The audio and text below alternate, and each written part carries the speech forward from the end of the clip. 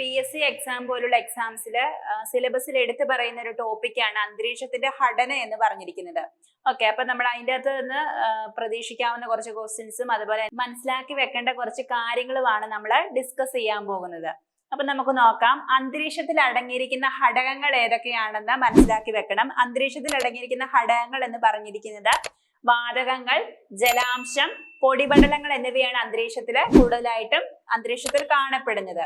അതുപോലെ തന്നെ അന്തരീക്ഷത്തിൽ അടങ്ങിയിരിക്കുന്ന വാതകങ്ങളും അവയുടെ അളവുകളുമാണ് നമ്മൾ നോക്കുന്നത്.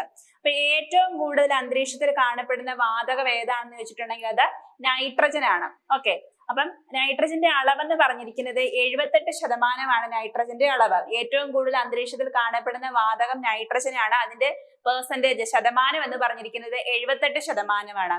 അടുത്തതായിട്ട് പറഞ്ഞിരിക്കുന്നത് ഓക്സിജൻ ആണ്. ഓക്സിജന്റെ അളവെന്ന് പറഞ്ഞിരിക്കുന്നത് 21% ഓക്സിജൻ ആണ് അന്തരീക്ഷത്തിൽ കാണപ്പെടുന്നത്. നെക്സ്റ്റ് എന്ന് പറഞ്ഞിരിക്കുന്നത് ആർഗൺ ആണ്.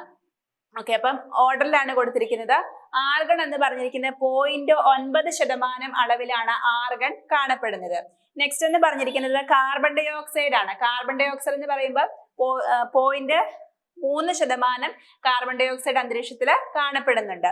അടുത്തായിട്ട് പറഞ്ഞിരിക്കുന്നത് ഓസോൺ ആണ്. ഓസോൺ എന്ന് പറഞ്ഞിരിക്കുന്നത് 0.01%, അതായത് 0.01% ഓസോൺ അന്തരീക്ഷത്തിൽ കാണപ്പെടുന്നുണ്ട്. നെക്സ്റ്റ് വൺ എന്ന് പറഞ്ഞിരിക്കുന്നത് നിയോൺ ആണ്. 0.002% അളവിലാണ് നിയോൺ കാണപ്പെടുന്നത്. അതുപോലെ തന്നെ നെക്സ്റ്റ് വൺ എന്ന് പറഞ്ഞിരിക്കുന്നത് ഹീലിയം ആണ്. ഹീലിയത്തിന്റെ അളവെന്ന് പറഞ്ഞിരിക്കുന്നത് 0.0005% ആണ്. അപ്പൊ ഇതിന്റെ അളവും കാര്യങ്ങളും ഒക്കെ ഒന്ന് മനസ്സിലാക്കി വെക്കുക. ഇത് കൂടാതെ തന്നെ ക്രിപ്റ്റൺ, അതുപോലെ തന്നെ ഹൈഡ്രജൻ, അതുപോലെ സെനോൺ എന്നീ വാതകങ്ങളും അന്തരീക്ഷത്തിൽ കാണപ്പെടുന്നുണ്ട്. ഏറ്റവും കൂടുതലായിട്ട് കാണപ്പെടുന്നത് നൈട്രജൻ ആണ്. അതുപോലെ next oxygen, argon, carbon dioxide, ozone, neon, helium. ഇത് കൂടാതെ ക്രിപ്റ്റൺ, അതുപോലെ ഹൈഡ്രജൻ, സെനോൺ എന്നീ വാതകങ്ങളും അന്തരീക്ഷത്തിൽ കാണപ്പെടുന്നുണ്ട്. അപ്പൊ ഇതിന്റെ ഓരോന്നിന്റെ അളവുകളും, അതായത് പെർസെന്റേജും ജസ്റ്റ് ഒന്ന് മനസ്സിലാക്കി വെക്കുക കേട്ടോ.